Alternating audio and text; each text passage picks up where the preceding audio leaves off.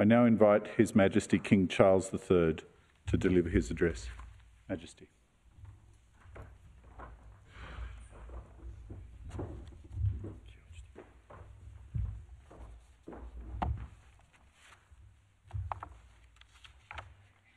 Governors and Administrator, Prime Minister and Ms Hayden, President of the Senate and Mr Lambert, Speaker of the House of Representatives, High Commissioners and Ambassador, Leader of the Opposition and Mrs Dutton, Honourable Members, Auntie Violet, on behalf of the Ngunnawal people and the Wiradjuri echoes, ladies and gentlemen,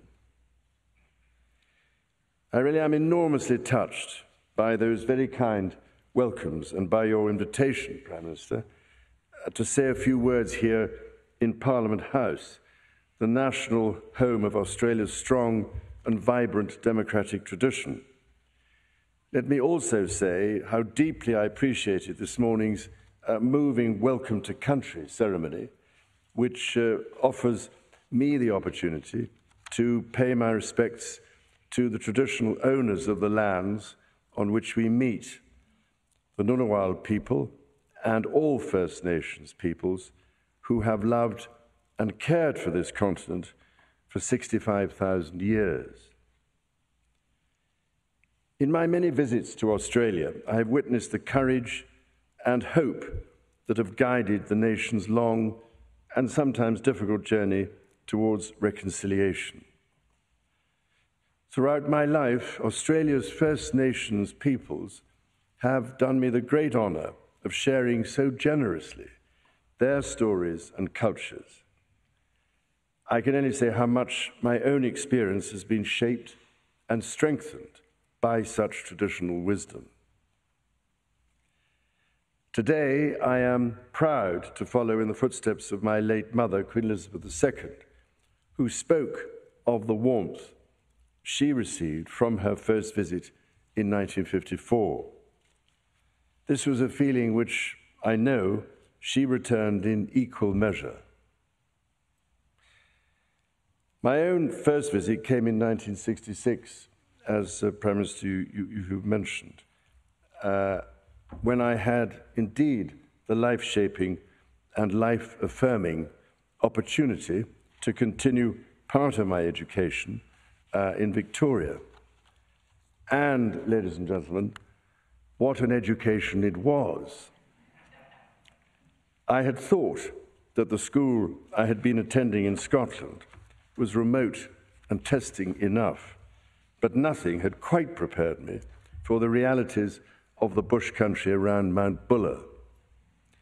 All I can say is that I arrived as an adolescent and left as a more rounded, if not even somewhat chiselled, character once I had contended with brown snakes, leeches, funnel web spiders and bull ants. And bearing in mind, this was very nearly 60 years ago, being given certain unmentionable parts of a bull calf to eat from a branding fire in outback Queensland. So it was, therefore, that my own bond with Australia was formed early on. Every time I return to the sunburnt country, I am always moved by the hauntingly evocative cries of the kookaburra, the screeching of the galah, and the warbling of the magpie. Over the 6 decades since my first visit, I have, of course, witnessed both continuity and great change. It is worth reflecting that Australia's unique character has endured and also evolved, and that Australia has become a stronger nation as a result of becoming one of the most multicultural on earth. Today, with all due recognition of the impacts of the global cost of living crisis, Australia's economic growth has been remarkable, and this is a country which, for all its size and diversity, never omits to look outward. Australia has offered and continues to offer so much to the world. The character of this country and its people is hardly more vivid than when both are tested by disaster. The Black Summer of 2019 and 2020, the relentless floods of 2022 and 2023, tropical cyclones Jasper and Kirrily in 23 and 2024, and of course so many more. I cannot tell you how much I have felt the grief and shock of what you have gone through, having visited many of those communities myself over all these years. Amidst such overwhelming challenges, I have always been deeply impressed by the extraordinary bravery and resilience of those who look up, look out, and in that most Australian of ways, battle on. The way, for instance, in which firefighters, police, emergency services, defence personnel, and many thousands of volunteers risk their lives to stand by their mates, neighbours, and strangers, not to mention livestock and property, represents to me the essence of the Australian character. The disasters were not in themselves new at all. Life here has always entailed these extremities of survival and endurance. Yet in their magnitude and ferocity, as well as their frequency, they are new. The regular roll of unprecedented events is an unmistakable sign of climate change, to which Australia is so particularly vulnerable.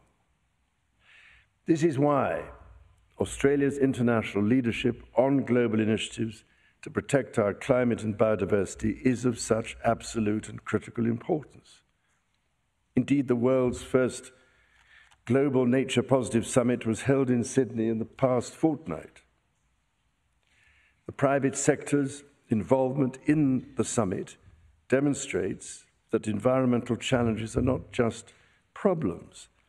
The transition to restoring the balance of nature on our planet offers immense opportunities, and I am increasingly encouraged by the private sector's efforts to help turn the tide.